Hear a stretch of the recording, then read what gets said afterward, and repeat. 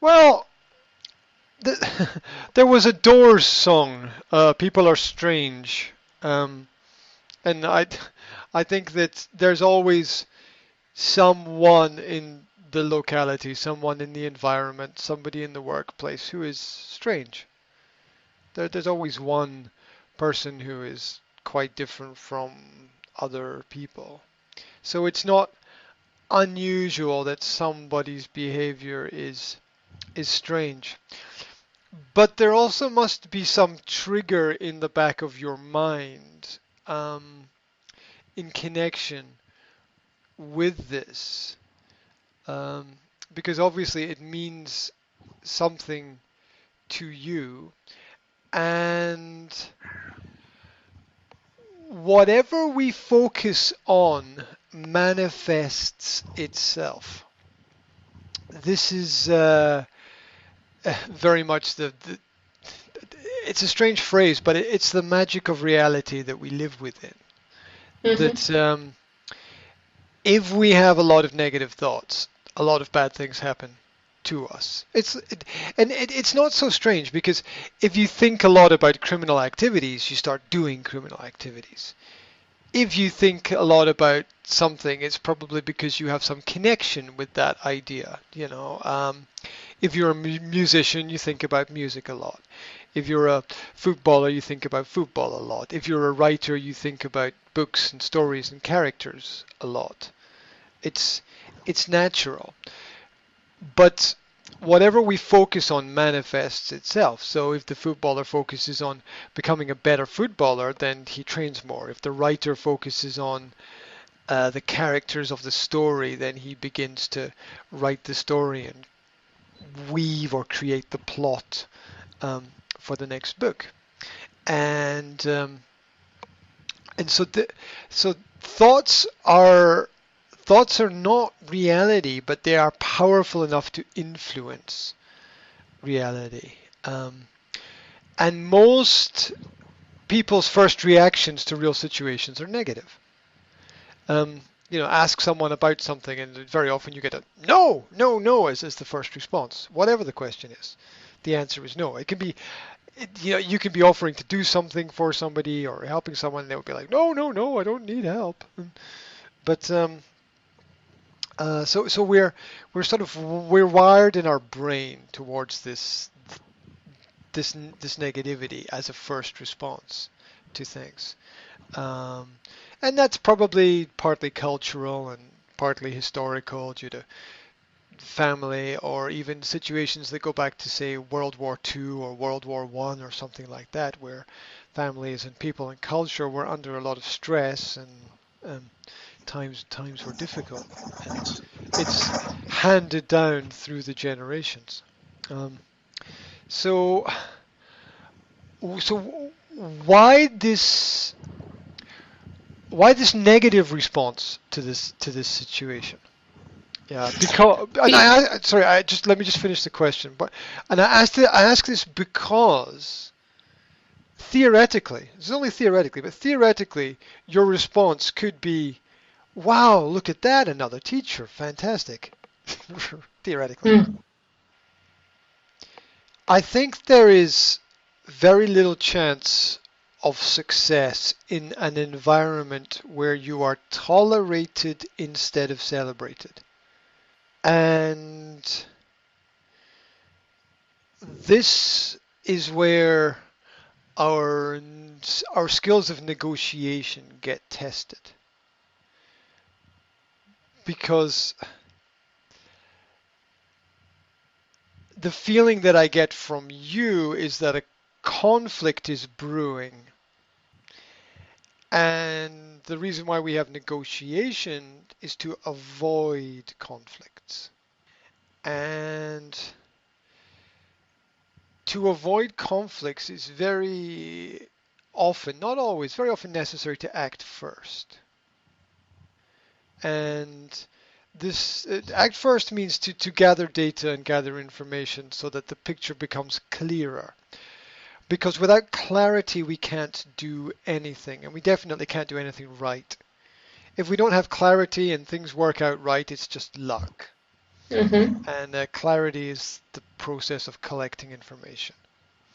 And you have both a right and a necessity to know what is happening, to get answers from people.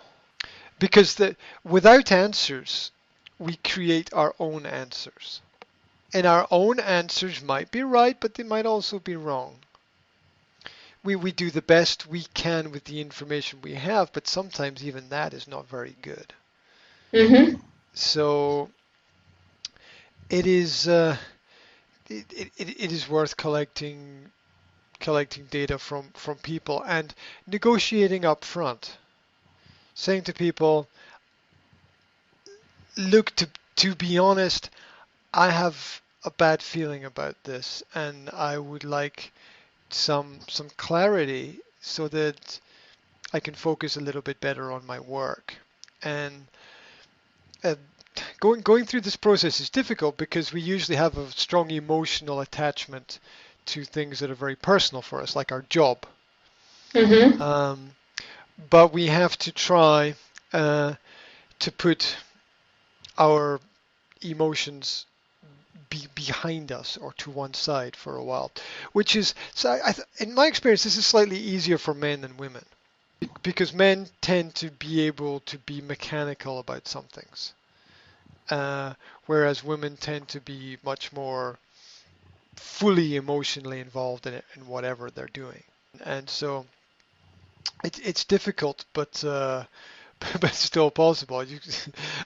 I think people kind of have, women have to sort of take off their female head for a while and put on their male head, go for the ideas of logic. Because if we feel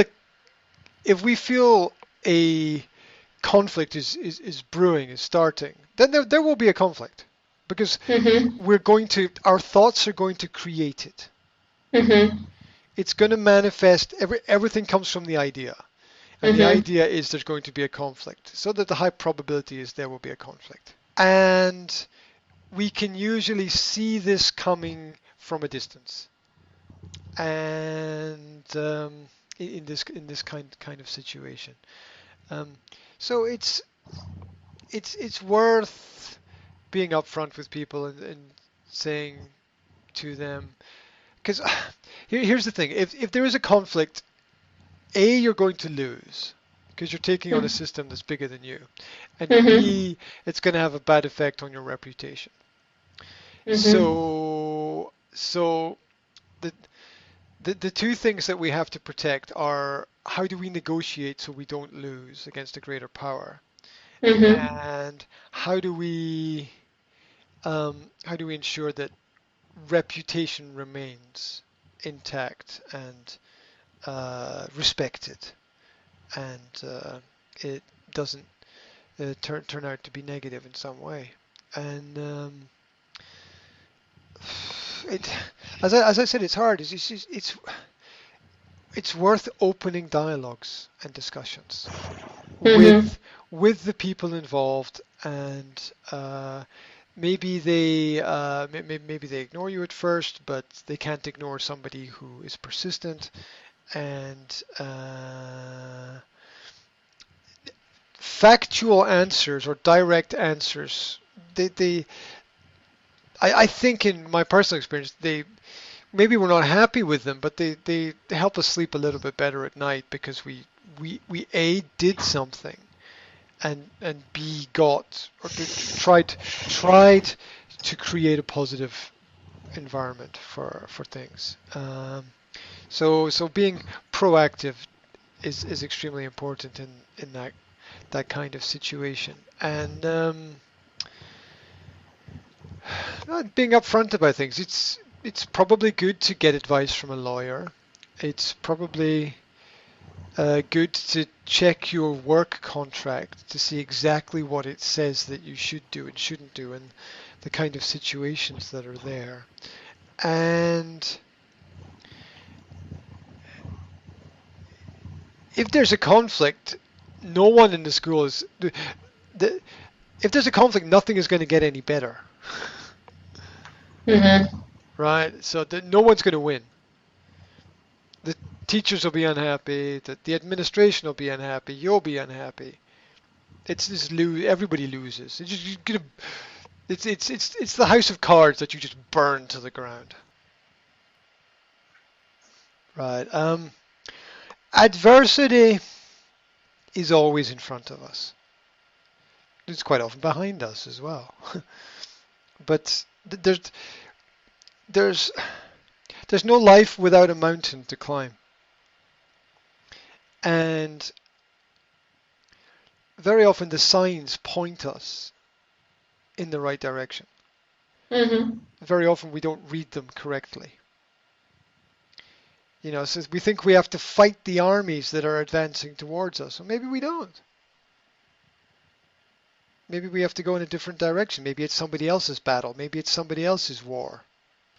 Maybe the battle's only in your mind. I don't know. Sometimes it's like that. Sometimes it's like that for us. Mhm. It seems to me that and we have to understand that being independent is a road without a safety net. So you have to be quite determined, which is why I think it might be a good idea for you, because you are a demanding person and you demand a lot from yourself as well, and you need that if you're going to be slightly independent. When the system fails, which the system always does, the system always fails. Show me a system that hasn't failed. It doesn't exist. Every system fails, A, eventually, or B, already, right? Mhm. And what does that mean? That means that you can pick up the pieces. Mhm. You're in the right position to tell everybody what's wrong with school and why it doesn't work. That a lot of people want to hear that message. And you're in the right position to give people answers to their questions and to help them and to be appreciated for it. Mhm. My personal opinion is if I learned that the people I was working for did not appreciate me, I would resign instantly and go and do something else. Instantly. Because what makes anybody think that people who don't appreciate you now are going to appreciate you tomorrow? Right? I mean that Mhm. doesn't make any sense to me. Mhm. The ship is not going to turn around because one of the passengers is unhappy. You can't go to the person and say I don't feel appreciated, Mhm. because what that communicates is all I'm thinking about is me. That's what that communicates. Now, Mhm. that's not the right message. Now, that's not what you mean, Mhm. but that's what that communicates. So, see, if you came and you said that, imagine that I'm this person, right? And you came and you said that to me, I would be like, what's all this I stuff, right? You've got to be able to communicate about the topic without communicating about yourself. Every time you give personal information to the other person, you give them you show them where your weakness is and they can hurt you. Mhm. This is true in all relationships. Mhm. So when you go to the other person and say, I really don't feel appreciated in my role at the moment, it's like, well, you're just telling me where I can hurt you Mhm. if I want to, if I'm that kind of person. No, I'm not that kind of person, so I wouldn't do that. But not everyone is on your side. So the way to communicate it is to say is to talk about observations. First of all, talk about things that are real and tangible that happened. Say, we went on that trip and there was this speech and I was a bit confused about it. I didn't really understand some of the points, and I was wondering if you could help me understand some of the ideas there. Mhm. I was wondering, could you give me a little bit of an explanation of it? You've got to remove yourself as much as possible from the equation, Mhm. because the more you that's in the debate, the more confusing and the more emotional it will become. Mhm. and you will it will cause you to react and get offended. Now Mhm. that might be the right thing to do, but it's not going to help you Mhm. because who in most cases whoever becomes emotional loses because emotions replace rational thinking. Uh, I'm hungry, which is kind of an emotional response to things. I'm going to, it's also biological, but I'm going to eat this chocolate bar, Mhm. right? And eating the chocolate bar kind of makes you feel better because it's an impulsive sort of emotional sort of decision. And it's probably not logical because it's probably not the nutrition that your body needs. Your body probably needs, I don't know, nuts or fruit or something, right? It might need meat. I don't know, but it's important to um, understand the needs in the situation and not just react. So the classic saying is always respond, never react. Mhm. Yeah, talk about talk about what other people are talking about. Mhm. Forget about and this is the hard part. To learn anything about anybody, you have to be interested in them. Mhm. Your interest, and I don't mean you specifically. I could say this about anybody that I don't expect my interests to be interesting to anybody except me. I really don't. I mean, I'm happy if someone asks me about my interests, but I don't. I'm never expecting that what I like somebody else is going to like, and I'm definitely not waiting for somebody else to appreciate anything it is that I'm doing.